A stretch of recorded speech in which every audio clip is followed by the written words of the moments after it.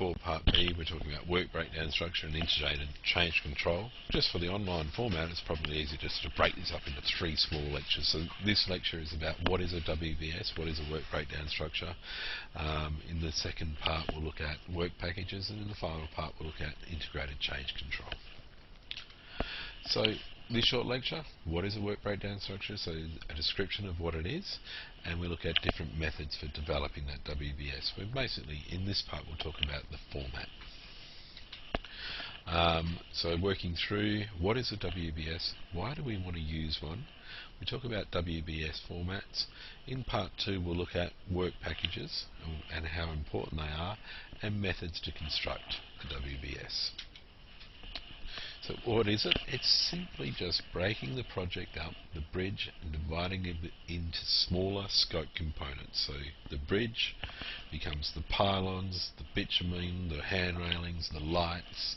So you take key deliverables, things that you can measure. For example, the lecture included a patio. We had a key deliverable, the paving was complete. That paving could be further broken up into work packages, not going too detailed, but it might well be clearing and levelling the land, setting out the plot, paving the bricks. There's 3 work packages that once they're all completed, we've delivered the paving. In a building, it might be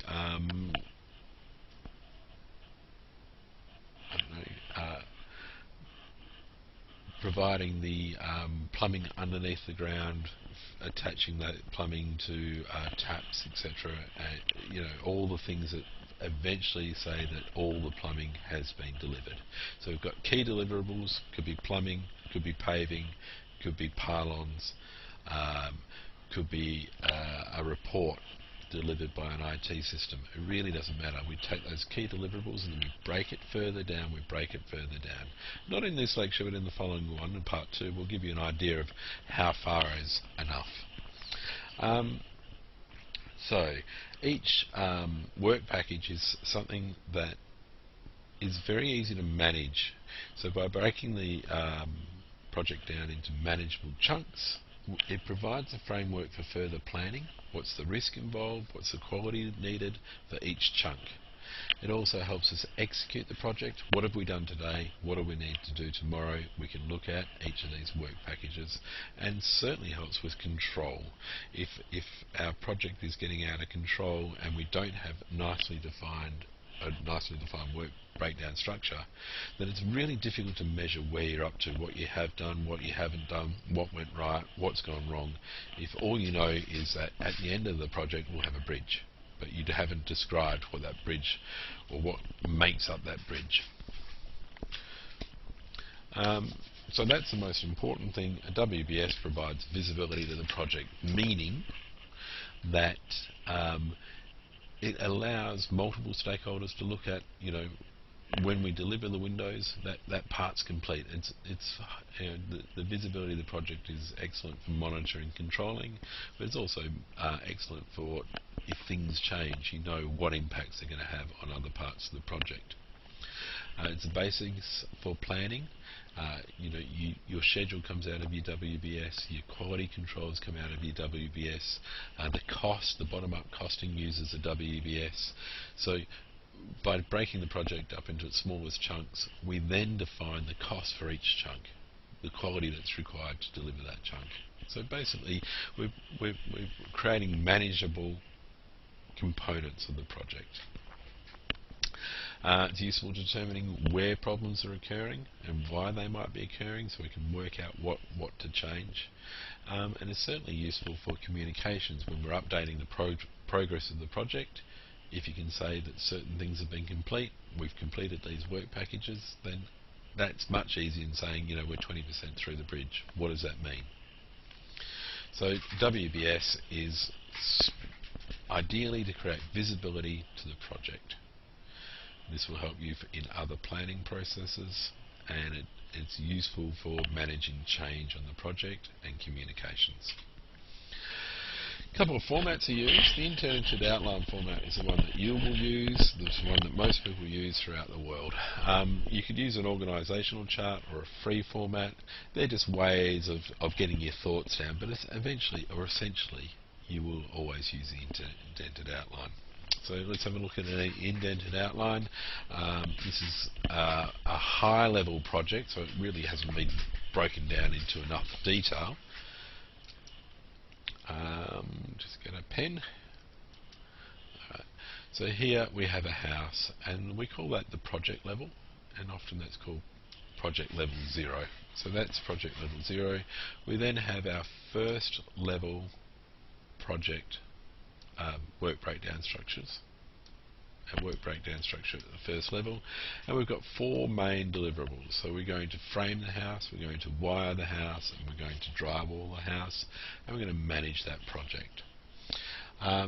These are high levels. This is what we might call the sponsors project. They're going to hire a framing contractor. So going through all that process, whatever processes are required to make sure that you've got the right framing contractor, will have a number of work packages. But those work packages might not be, might not be detailed in this master project.